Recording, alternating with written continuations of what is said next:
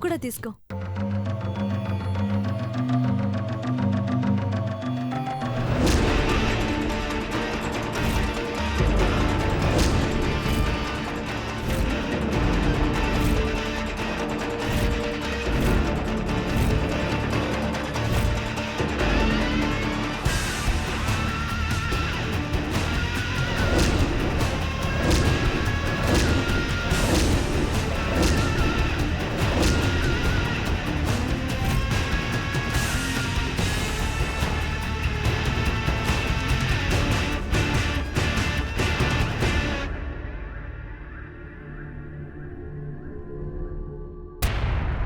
అందరి చేతులు గమనించినా ఏ ఒక్కరి చేతికి గంధం పారాణి అంటలేదు అఖిల.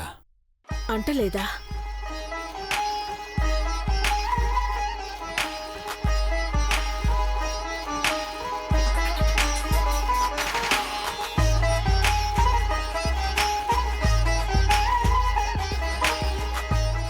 సిద్ధాంతి గారు, అందరూ ప్రసాదం తీసుకున్నారు, కానీ ఎవరో కనుక్కోలేకపోయాం.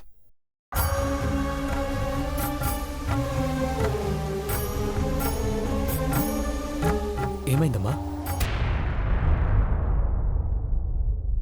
నీ చేతులు కంటిన గంధం పారాణి పూజ అయ్యే వరకు కడక్కూడదని చెప్పాం కదా పెదబాబు. కానీ నీ చేతులకు అవేవీ లేవు.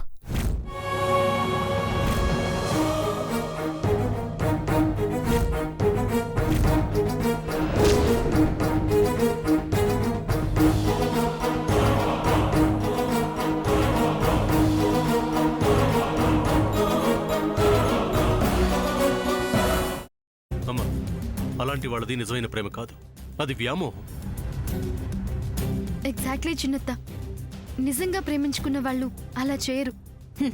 ఎంత మనసు విరిగిపోతే కన్న కూతుర్ని పట్టుకొని మా దృష్టిలో చచ్చిపోయా ఉంటుందా తల్లి? అది సరే అమ్మా, తన కూతురుతో తన మాట అనేటప్పుడు ఆమె మాటల్లో వ్యథ, కళ్ళల్లో బాధ గమనించావమ్మా? పెద్దబాబుకు బర్త్డే విషెస్ చెప్పు కూడా వెళ్ళాం కదా. ఊరికే ఎలా కాలిపోతుంది? మంట పెడితేనో పడితేనో తగలబడుతుంది.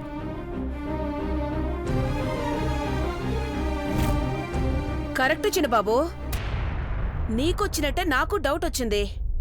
పార్వతే షర్టును తగలబెట్టిందనుకుంటా.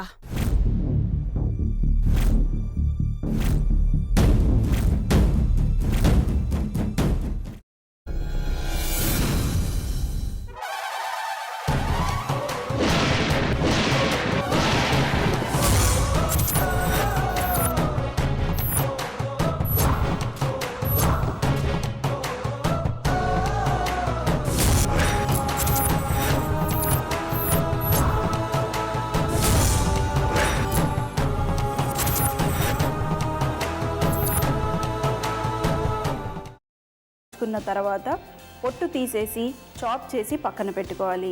ఒక ప్యాన్లో కొద్దిగా నూనె వేడి చేసి అందులో ఆవాలు, మినప్పప్పు, శనగపప్పు, కరివేపాకు, సన్నగా తరిగి పెట్టుకున్న ఉల్లిపాయలు వేసుకుని 1 నిమిషం పాటు వేయించుకోవాలి. ఆ తర్వాత కాల్చి కట్ చేసి పెట్టుకున్న వంకాయని కూడా అందులో వేసుకుని బాగా మిక్స్ చేసి బౌల్లోకి ట్రాన్స్ఫర్ చేసుకుని అందులో తగినంత చిక్కటి పెరుగు లేదా పల్చటి పెరుగు వేసుకుని మిక్స్ చేసి అన్నంతో కానివ్వండి, చపాతీతో కానివ్వండి సర్వ్ చేసినా చాలా బాగుంటుంది.